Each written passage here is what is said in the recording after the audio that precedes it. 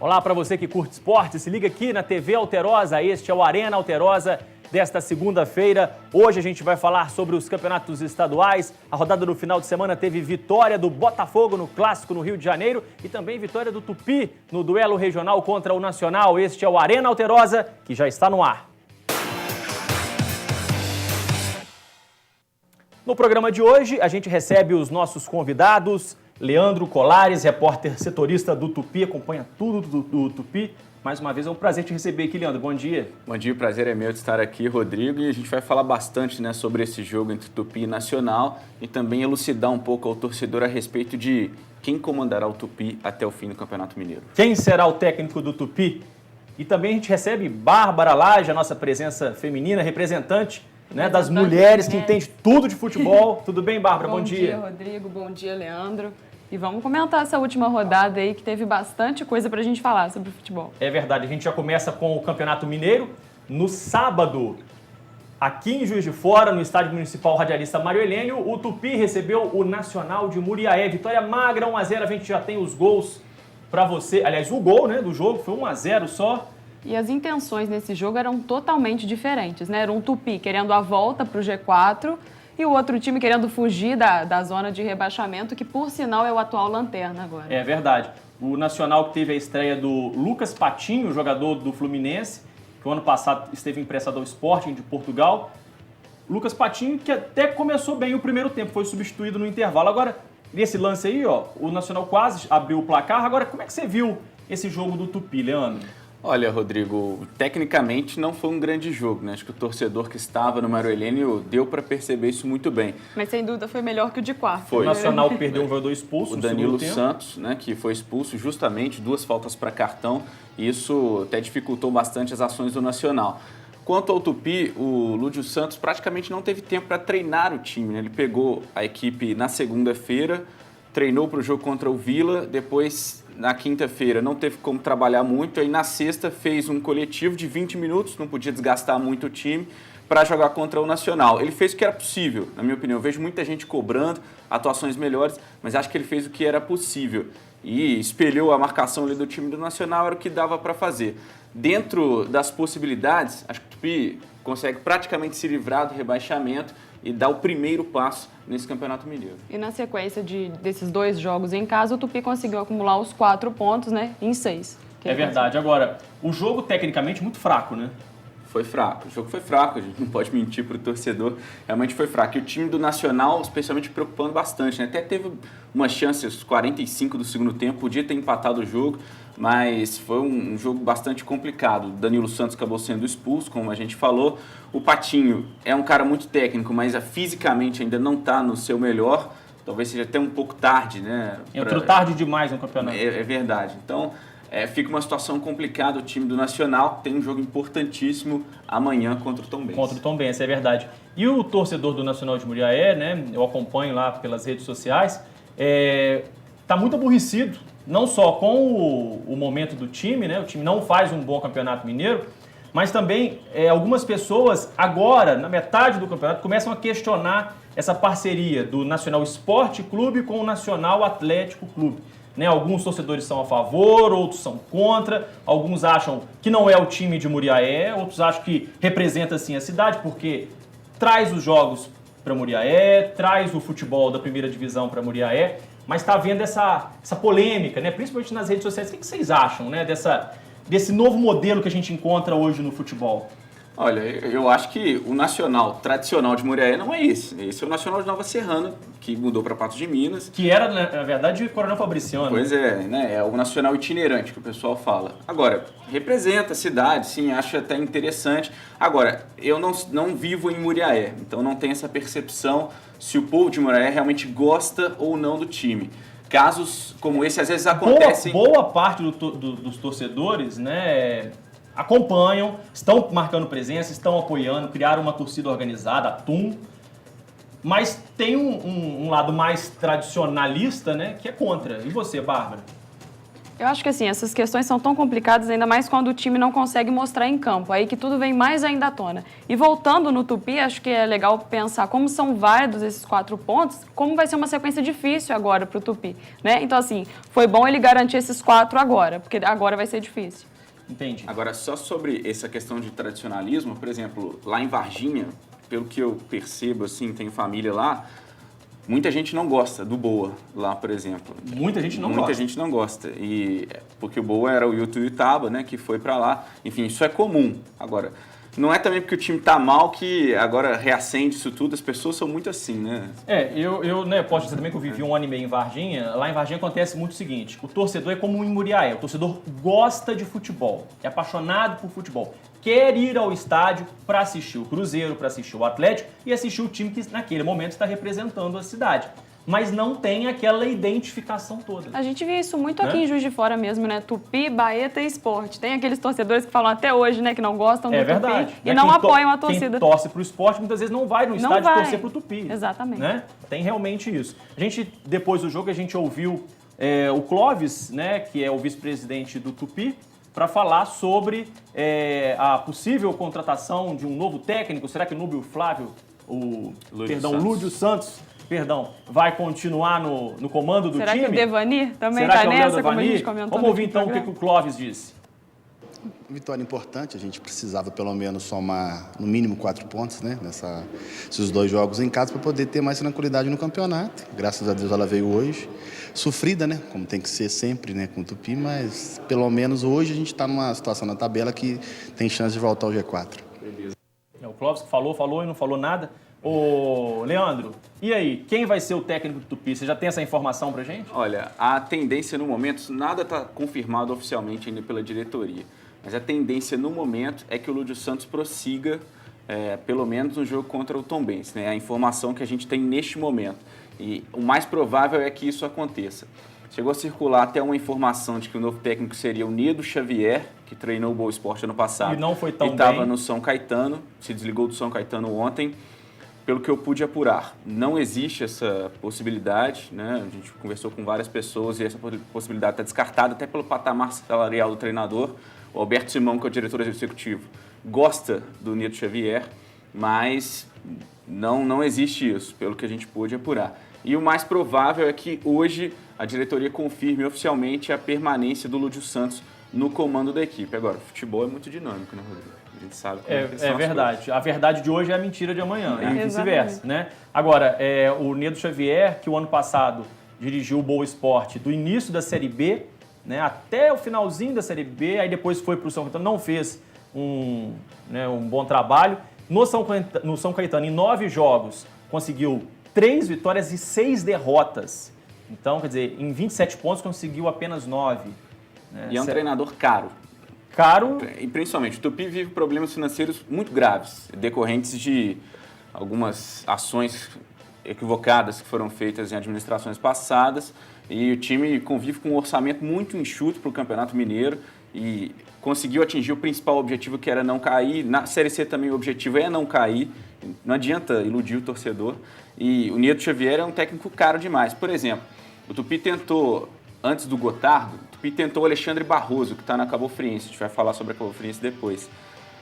Esbarrou também na questão financeira. Salarial. O Nedo Xavier ainda é mais caro, então acho que muito fora da muito possibilidade. Fora do patamar. Nós vamos ouvir então agora para encerrar, né, Nacional e Tupi, vamos ouvir o técnico do Nacional, o Marcelo Cabo, falando sobre essa derrota do time de Muriaé. Vamos ouvir. O jogo foi muito equilibrado, o Tupi teve uma superioridade muito grande no primeiro tempo, mas acredito que o segundo tempo foi equilibrado, a gente teve a chance de empatar o jogo, a torcida não pode desanimar, ela tem que jogar com a gente, faltam 5 rodadas, 15 pontos a ser disputado, você sabe que o Campeonato Mineiro você ganha 2 seguidas, você vai para a parte de cima da tabela. Esse time tem potencial para isso, os meninos estão focados, estão se entregando e nós deu para ver no segundo tempo com 1 a menos, corremos, tentamos equilibrar o jogo e quase conseguimos o empate.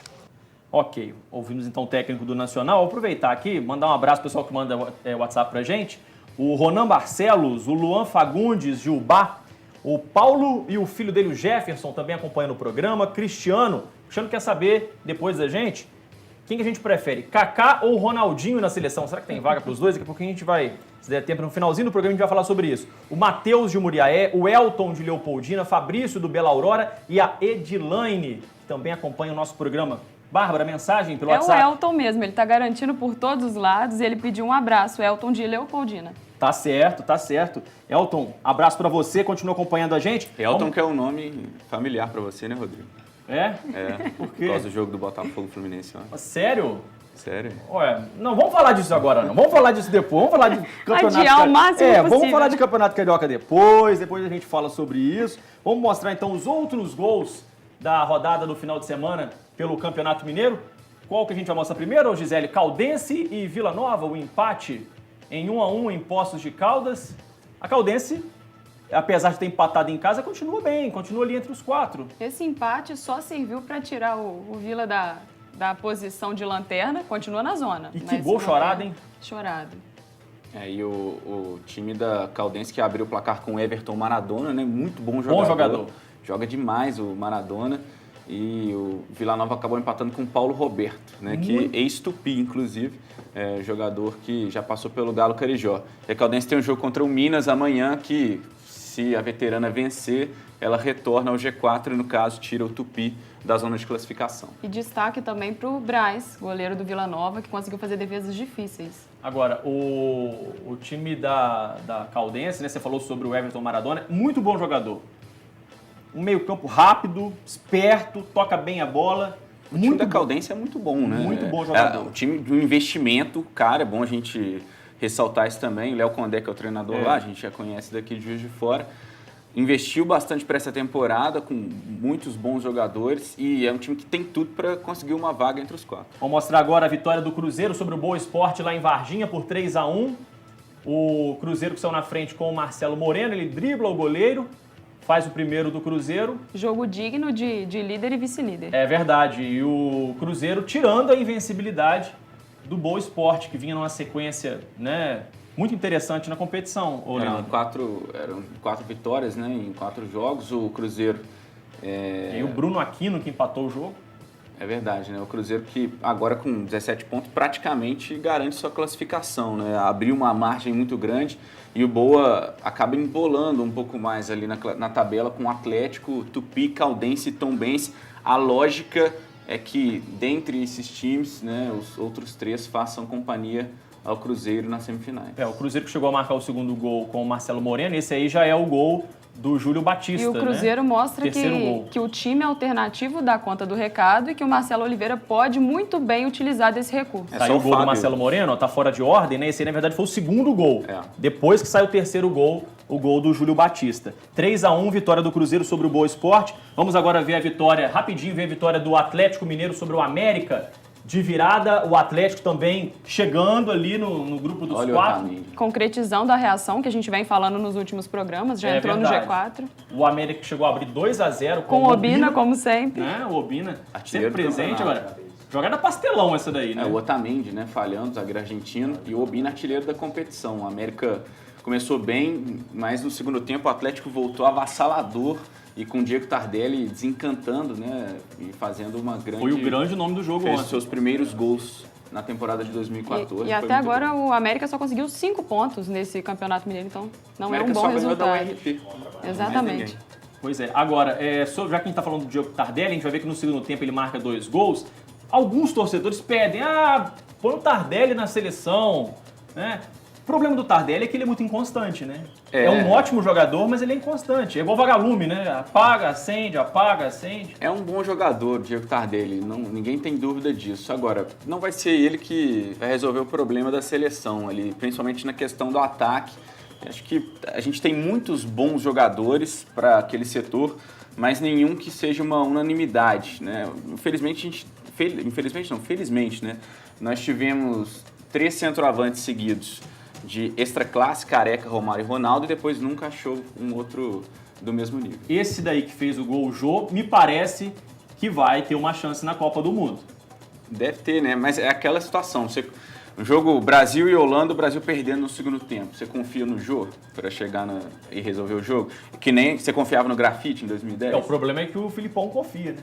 Pois é, né? Mas como ele confiava, por exemplo, no Luizão né? Na Copa também não era o cara. Então não era o cara. A gente não tem esse centroavante E extra classe. aí você tenta lembrar do Luizão na Copa. Eu só lembro de um lance. O Ele lance da cavou o estreia, pênalti. né? Cavou o pênalti. Contra a Turquia, que cavou o pênalti, a falta fora da área, e o Brasil acabou vencendo o jogo por 2-1. Vamos acompanhar então agora a classificação do Campeonato Mineiro depois dessa rodada.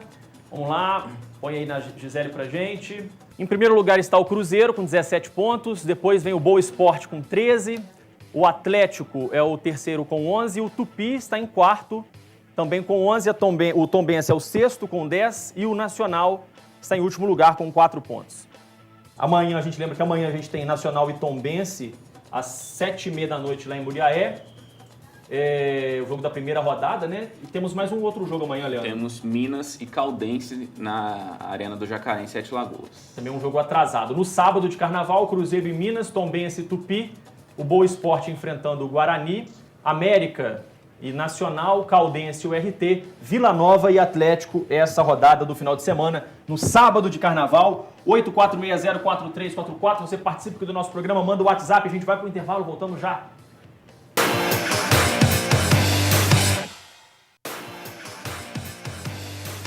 Ok, já estamos de volta com o Arena Alterosa desta segunda-feira, hoje recebendo o Leandro Colares, sempre presente aqui no programa, e também a Bárbara Lage, nossa presença feminina, acompanhando o WhatsApp, pessoal mandando mensagem aí, Bárbara. Mensagem, essa agora é do Otávio de Ponte Nova, ele falou que o programa tá bom demais. Ok, Otávio, obrigado. Um abraço, pessoal de Ponte Nova. Bom, agora a gente vai falar sobre o Campeonato Carioca, falando muito sobre o Campeonato Mineiro no primeiro bloco. Agora é hora do Campeonato Carioca, a gente teve no sábado uma vitória do Flamengo. O Flamengo mais uma vez utilizando os reservas e mais uma vez vencendo 3-0. O Alec Gol marcando duas vezes, gente. Alec Gol marcando 2 gols e agora artilheiro isolado do Campeonato Carioca. Isso me fez lembrar 2012, quando ele também foi artilheiro do Carioca, só que com o Vasco. Esse gol aí foi digno do mão de alface, né? Porque como que o goleiro... O Mauro, né, que é goleiro experiente, né, ex-Santos, São Caetano, e falhando realmente o Esse foi um Alexandro. golaço. Belíssimo Golaço. gol do Alexandro, né? O Hernani vai dando brecha para o Alexandro, né? Porque até hoje não conseguiu uma grande sequência na temporada. Estava com uma amidalite, a expectativa é que ele se recupere para quarta-feira contra o Emelec. Mas o Alexandro vem fazendo gols pontuais e nesses gols pontuais já é o artilheiro do campeonato. E o gol do Everton, eu acho que já começou a valer ali no lençol do Léo Moura. É grande jogada do muito bem. Leonardo Jogada Moura. O Leonardo linda. Moura que fez uma grande temporada o ano passado ali, pena que ele apareceu o lance já no final, né? Que tem o lençol, né? A jogada não pegou o lance completo, infelizmente. Mas o Léo Moura que já fez uma grande temporada o ano passado, encerrou o ano muito bem e começa muito bem também o ano de 2014. É verdade, né? Ele que vem renovando ano a ano o seu contrato com o Flamengo, sempre com um contrato de 1 ano. Há sempre uma novela em relação às renovações de contrato dele e esse ano tem ido muito bem o Leonardo Moura. Acho que o Flamengo montou um elenco interessante para essa temporada. Montou um elenco, né? Tem mais opções que o ano passado. Trouxe o Márcio Araújo agora, que é um jogador muito contestado, que é um atleta que ainda precisa se provar, né? A torcida do Palmeiras não gosta muito dele, mas acho que é um cara que pode ser útil ali no meio-campo no sentido de formação de elenco também. Vamos ver contra o Emelec quarta-feira, esse time ainda precisa se provar um pouco. Agora, o Flamengo sempre que põe os reservas, sobra, né? Nos jogos. Como é que você explica isso? Acho que passa um pouco pela questão do elenco, passa um pouco também pela diferença de investimento, né, Rodrigo? Os times pequenos, embora no Rio haja um investimento maior do que aqui em Minas, na maioria dos casos, em relação aos times pequenos, a diferença para os grandes é infinita, é muito grande a diferença.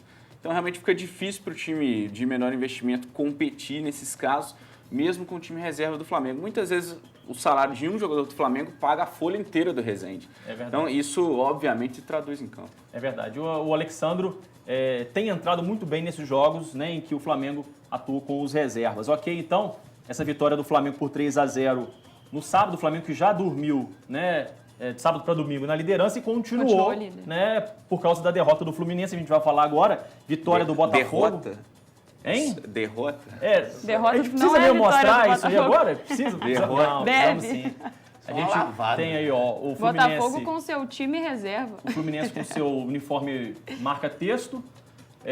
No escuro, né, nem precisa acender a luz, né, com esse uniforme do Fluminense. Mas eu gosto, acho bonito. Acho Você bonito. tá querendo desviar o foco pro É. uniforme. Tá querendo. uniforme. O Não, a Fred- situação do Fluminense já não ficou boa antes do jogo, porque É o verdade. Cavalieri já levou amarelo É, antes do jogo A gente vai começar. falar isso daqui a pouco. A gente viu antes o Fred fazendo o gol, o juiz deu um impedimento. E agora o Bruno, né, deu um passe, deu uma assistência pro gol do Henrique. Bruno muito mal, muito vaiado. O Fred chega a fazer de novo o gol, mas novamente estava impedido. Os dois lances bem anulados pela sem arbitragem. A arbitragem que acertou nesses lances, como acertou na questão do Cavalieri, a gente vai falar daqui a pouco, mas errou no primeiro tempo, porque deveria ter Daqui a expulsado... pouco, quando? O árbitro deveria ter expulsado o Ayrton, que cometeu uma série de faltas, já tinha amarelo, e deveria ter expulsado o Júnior César por uma entrada maldosa de carrinho por trás em cima do Conca. Eu discordo, mas tudo bem. Show. Enfim. E aí o Botafogo faz o segundo gol, mais uma vez o Bruno dando o Dá passe, assistência de né, novo. pro Henrique. O Henrique faz o segundo gol e na sequência o Botafogo já marca o terceiro gol, a jogada do Júnior César, o belo gol do Colatti. Pegando de primeira, o Cavalieri nem viu a bola. O Bolatti jogou muito, né? Hein? O Bolatti jogou demais. muito, é verdade. Foi o melhor jogador em campo, na minha opinião, e ele tomou conta ali do meio-campo pro time do Botafogo. E o Cavalieri? Não vamos falar, não vamos mostrar, a gente tem o lance daqui a pouco. E aí o pênalti que não houve, né? Não foi nada. A arbitragem marcou esse pênalti no toque de mão ali do Botafogo, não houve, não viu o pênalti. O Fred mal. Primeiro tem o lance do goleiro, né? O Elton Leite se adiantou Ah lá. bastante, né? Muito. Ele dá pequenos passos, né, o Elton Deveria Leite. ter tomado o amarelo. Mas isso não é pra amarelo. Não, né? ué. Tá na regra, ué. Aí o Fred vai, ele se adianta de novo e pega o pênalti. Essa questão de adiantar é aquela coisa. Isso tá na regra, né? Então tem que parar. Agora, isso só é marcado aqui no Brasil. Se você olhar em outros países, ninguém volta a esse tipo de lance. E eu, sinceramente, não sei por que tem aquele auxiliar ali atrás do gol. Porque o cara fica na linha só pra ver aquilo, o goleiro fala nada. adianta e ele não fala nada. Mas Então precisou do Fred lá. O Fred não bateu o pênalti, né? Não é que mandou voltar a primeira recusou. cobrança. O Fred se recusou a bater.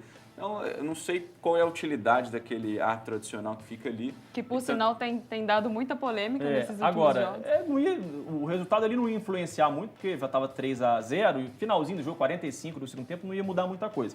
O fato é que não houve o pênalti, né? Não, o Dunkler foi totalmente sem intenção. E o goleiro do Botafogo se adiantou nos dois lances e acabou defendendo o pênalti do Fred pela segunda vez. O Fred perde um pênalti nesse campeonato. Agora a gente tem a questão do Cavalieri também. O Diego Cavalieri, que tem o hábito, né, de Ele tem o marcar hábito de fazer a uma área marcação. lá. Ó. Ali na linha da pequena pequena ó, área. né? Isso. Ele faz ali um buraco ali com a Ele chuteira. levou o cartão amarelo por causa disso. O que eu não entendi foi no início do segundo tempo, porque Que ele ele fez de marcou novo. de novo. Ele E eu não deveria ter entendi tomado outro amarelo. O que E aconteceu? se Ele sempre faz isso, né? Agora, Mas tá na regra. Não, eu Tá acho na assim, que é regra, tá? excesso sempre de... fez isso, cara. É uma chatice. Futebol tá muito chato. Não cara. é? O cara sempre fez isso em todos os jogos. É porque teve uma matéria essa semana. Exatamente. Aí o pessoal agora vai tentar Vai marcar impedir, ele. vai marcar o cara. Então, assim, é uma palhaçada, não precisava Mas nem disso. marcar direito também, porque aí no segundo tempo ele vai lá e marca de novo, aí não dá cartão, né? por Assim, causa não disso, tem um critério não para vai ser influenciar em seguido. nada, entendeu? Então, assim, sinceramente, acho que o futebol tem que parar com essas chatices, essas coisas, entendeu? Deixa o cara Picuinha. marcar lá. Agora, de qualquer forma, né, ele tomou o amarelo e já foi avisado que agora, né, vai estar sempre tomando cartão amarelo. Então, e ele falou que não vai parar. Então, quer dizer, vai tomar um cartão por jogo. E provou que não. Ele vai tentar na insistência, né? Vamos Agora, ver. ele correu um sério risco no segundo tempo de ter sido expulso. De ter sido expulso. Porque se o árbitro fosse cumprir o que está na regra, ele deveria ter dado mais um Acho que amarelo. Ele apostou, né? Hein? Acho que ele apostou, porque imagina para o árbitro, por mais que isso esteja na regra, o árbitro ficaria uma coisa meio esquisita, o jogador ser expulso por causa disso. Ia ficar ruim a repercussão porque- para o Parece árbitro. que ele Exatamente, ficou com porque medo, o Diego realmente. Você vê apostou o seguinte, nisso. ele não expulsou o Ayrton no primeiro tempo, que já tinha amarelo, e continuou dando butinada, e ia expulsar o goleiro porque marcou o campo. Pois é, Ia então, ficar esquisito ia ficar pra ele, né? esquisito, ia ficar ruim para ele. O Ok. Diego apostou nisso e Mas deu bem. concordo com você, Leandro, é uma chatice ficar discutindo esse tipo de assunto. Vamos mostrar então os gols da vitória da surpreendente Cabofriense sobre o Vasco. 2-1, o Vasco chegou a abrir o placar com o gol do Edmilson. O Vasco não São fez Januário. o dever de casa porque ele simplesmente precisava de um empate para se manter tranquilo no G4 e ele não conseguiu o empate. E acabou o Friense, que agora está em terceiro lugar, Terceiro empatado com o lugar. Fluminense, com 22 É pontos. verdade, né? Um trabalho excepcional do Alexandre Barroso, a gente tem que destacar isso, muito bom técnico. Cabo Friense montou um time interessante com alguns jogadores experientes, o Leandro, lateral esquerdo, Fabrício Carvalho, atacante. O Pará time tá faz o muito gol, bem. também é um jogador interessante. E depois o Fabrício Carvalho, que já jogou no Vasco, inclusive, Pois é, vai fazer o gol da virada. ex-Ponte Preta, ex-São Caetano, enfim, um jogador que teve até problemas Cardíacos. e depois Esteve retornou ameaçado ao futebol. Esteve ameaçado, né, de encerrar a carreira. É verdade. E acabou Friense muito bem, né? Já havia vencido o Botafogo, agora vence o Vasco também e vem caminhando bem rumo às semifinais. E na quarta-feira enfrenta o Fluminense. Jogo em Macaé. Com uma chance muito boa de vencer. Com certeza, principalmente depois dessa derrota do Fluminense por 3-0. Mas eu concordo, né? O Fluminense vem para esse jogo com a obrigação de vencer, porque senão vai ver a Cabo Friense, né, ultrapassá-lo na classificação. Vamos acompanhar então como é que ficou a classificação da Taça Guanabara. Primeiro turno, né? O primeiro turno não, agora o Campeonato só tem um turno, né? Que é a Taça Guanabara. Flamengo em primeiro com 25, Fluminense em segundo com 22, empatado com a Cabo Friense. O Vasco é o quarto com 18 e o Botafogo tentando se aproximar ali do G4. Importantíssima vitória do Botafogo ontem, mesmo atuando com os reservas por causa da Libertadores. O Botafogo venceu e foi a 15 pontos, se aproximando do G4. Na quarta-feira a gente vai ter Cabo Friense e Fluminense. Na quinta, Madureira e Vasco. E no sábado a gente vai ter mais 2 jogos, sábado de carnaval, Botafogo e Macaé, e o Flamengo enfrentando o Nova Iguaçu. Vamos encerrar então agora o Campeonato Carioca, vamos falar sobre a Superliga Masculina de Vôlei. No sábado o FJF venceu o Canoas por 3-1, fora de casa, e agora tem uma partida decisiva na quarta-feira, a última rodada, para ver se consegue entrar na classificação para os playoffs, né? Pra Volta fase... o sonho dos playoffs. É verdade. O UFJF, que tem 22 pontos, está em 9º lugar. O Maringá tem 24, está em 8º. Na quarta-feira, o UFJF enfrenta o Campinas e o Maringá pega o Volta Redonda em casa. Será que tem que secar o Maringá secar. e ganhar do Campinas? Mas é muito interessante, porque se você for analisar, nos campeonatos anteriores, a FJF jamais chegou nessa condição na última rodada, né? Pelo contrário, então já mostra uma evolução, mesmo que não se classifique para os playoffs, acho que essa campanha já é positiva, né? Já houve uma evolução e pouco a pouco a gente consegue ver o FJF caminhando em passos mais largos. E bacana foi quando a gente recebeu o convidado Rivoli, né, que mostrou essa disposição do verdade. time e está conseguindo esse resultado. É verdade, porque àquela altura o UFJF estava começando a se distanciar da zona de rebaixamento e já estava pensando na classificação. E ele falou, a gente pensa jogo por jogo. É. E esse foi o recurso mesmo. E vamos para a última rodada, pro tudo ou nada, né? Tomara que mais uma vez o ginásio da UFJF esteja lotado para empurrar o time da UFJF para essa, quem sabe, essa classificação inédita, histórica para os playoffs da Superliga Masculina de Vôlei. A gente está encerrando o programa, mas antes, vamos responder a pergunta do nosso telespectador. Ronaldinho e Kaká, um dos dois tem vaga na seleção ou não? Eu acho que os dois têm, assim... No lugar de quem? Você vai tirar o Oscar? Não no lugar do Oscar, acho que no grupo tem, porque você oferece alternativas, jogadores que podem decidir. Em 2010, o erro do Dunga principal na convocação, na minha opinião, foi não oferecer alternativas para um momento de desespero como contra a Holanda, no momento de crise. Você tem um Ronaldinho, tem um Kaká, é um cara que pode resolver sozinho em um lance. Então, eu gosto muito desses caras técnicos, mesmo que não estejam em um grande momento, eu levaria. E o momento é agora de fazer essas apostas para ver se eles vão surtir efeito em campo. Você levaria, Barra? Ah, levaria, claro. É uma grande experiência, não tem como não surtir efeito. Eu não levaria. Eu não levaria nem Ronaldinho, nem Kaká. Pela questão de desempenho em temporada, é isso aí, não é para levar. Não é para levar. Mas eu acho que a Copa do Mundo você precisa ter algum tipo de recursos diferentes e eles oferecem isso, né? Um jogo lá, tá? 2-1 Holanda, que nem em 2010. Em 2010, quem que você tinha para mudar o jogo? Júlio Batista e Grafite. Não vai mudar. Tá, para falar que a gente estourou o tempo aqui, só para encerrar, Copa do Mundo. Tá perdendo 2-1 para a Holanda? Joga no Fred, que ele mata no peito, gol do Brasil. Se ele não tiver machucado. Sem né? dúvida.